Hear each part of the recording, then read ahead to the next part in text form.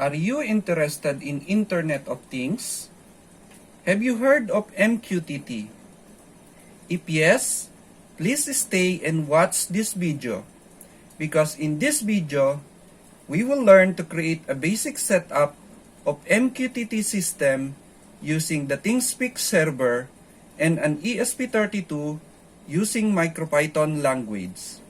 In tutorial 18, we learned to use the ThingSpeak IoT platform to store and display DHT sensor readings.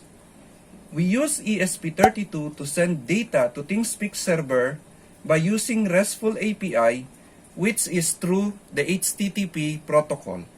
Now in this video, we will achieve the same by using the ESP32 to send DHT sensor data to ThingSpeak server, but this time using MQTT Protocol.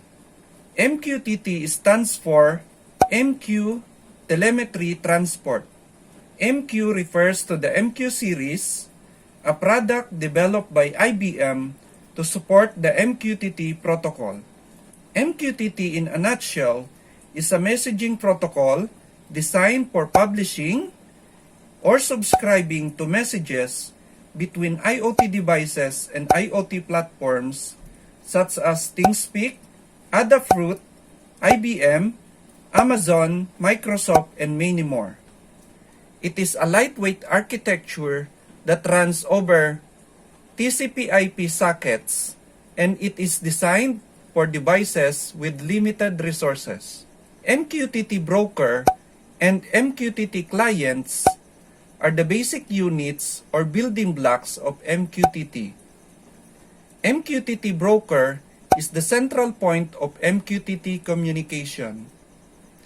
It acts like a traffic police who directs traffic flow, the connected clients.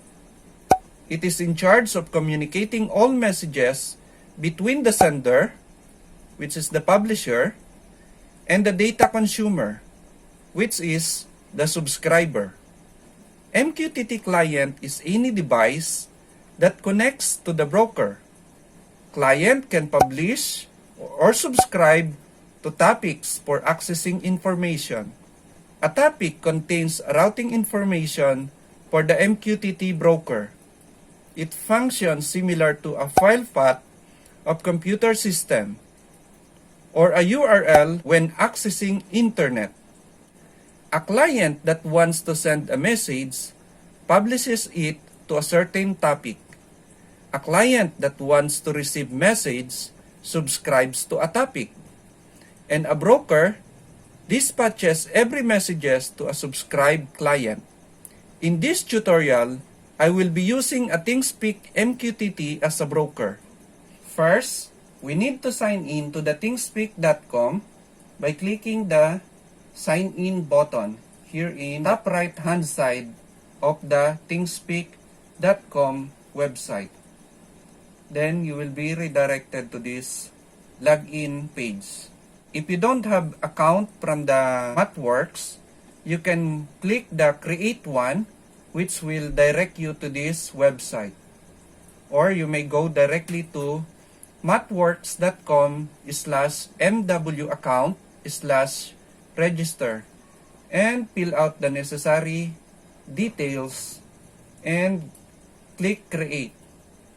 Then MathWorks will send you a confirmation email to your email address. Just click Confirm Email and you will be able to sign in here in ThingSpeak. So I will sign in using my email address. Click Next. And I will input my password.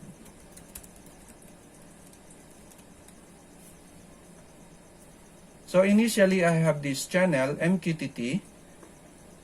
But now I will create a new channel to demonstrate.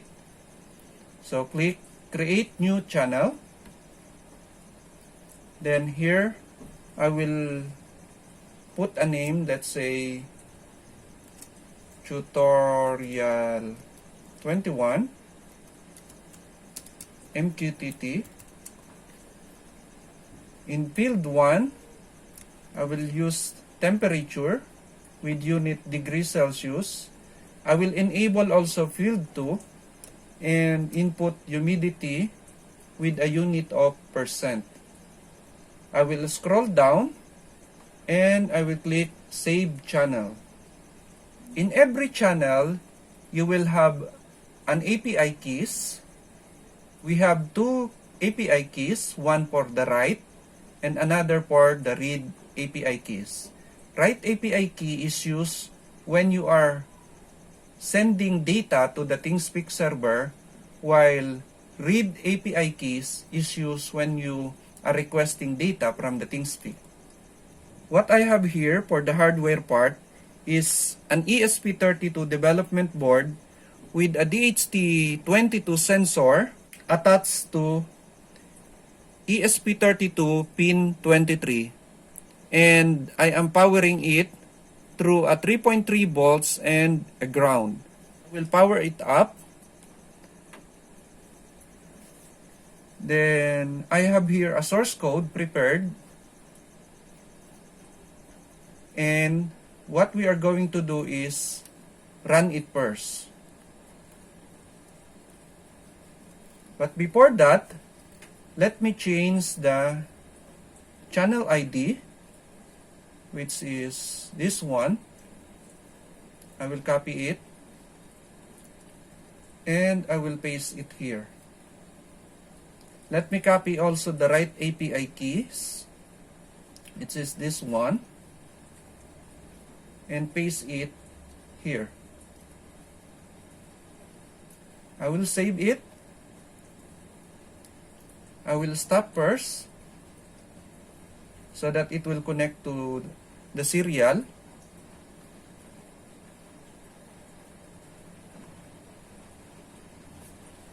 Now, I will click the run button to run this MQTT demo source code.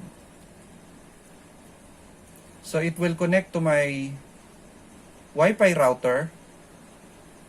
Then afterwards, it will send a data to the MQTT server, which is the ThingSpeak server. So I will click the private view, and there should be a readings later on.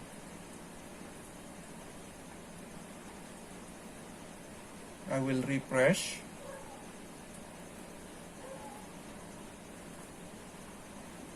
Okay, in humidity there's already a readings which is 58, and temperature 27.2.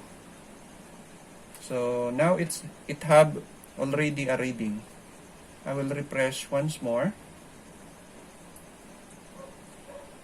because my internet is not so good, so it's a little bit laggy.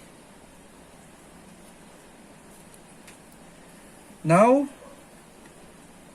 let's briefly discuss the source code, which is this one. We begin by importing the necessary modules and libraries. Then we created an objects, which are for the onboard LED and for the DHT sensor. Then the ESP32 is configured as a station and let it connect to my Wi-Fi router. Then, we created global variables and constants. And lastly, the main loop. In the main loop, the MQTT client basically undergoes 3 stages, which are connect, publish, and disconnect. The MQTT connect secures a connection with the MQTT broker, which is in my case the ThingSpeak MQTT server.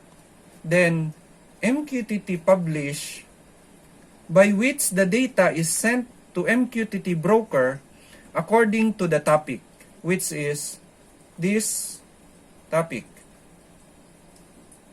In my case, the topic is this one, which is channels / the channel ID / publish / the right API key. The data payload in our case is composed of two fields, which are field 1 and field 2, which contains the temperature and humidity, which is from this DHT measurement of temperature and humidity. And lastly, disconnect, where connection with the broker is terminated. So if you are going to use the source code, you need to modify the following, which is the channel ID, which you can get from here, and the API key, which you can get under the API keys, and copy this one. Here I added a debug message using a print function through the REPL, which basically sending this data payload. Lastly, the current time is stored in the last update variable for the next update interval. So in the actual, you need to change this one because 5 seconds update interval is not efficient because humidity and temperature or a weather will not change that immediately. So let's see again the private view. So that's all for now. I hope you enjoyed this video and learned something from it. Be sure to give me thumbs up by clicking the like button and do share this to your friends so that it can reach more people who might benefit from this. And if you are not yet subscribed, subscribe now and hit the notification bell so that you will be notified when a new video like this is uploaded. You might also like to visit my blog post at tech.to.tinker.blogspot.com for more details such as circuit diagram and source code. Thank you and have a good days ahead. I hope to see you next time. Bye!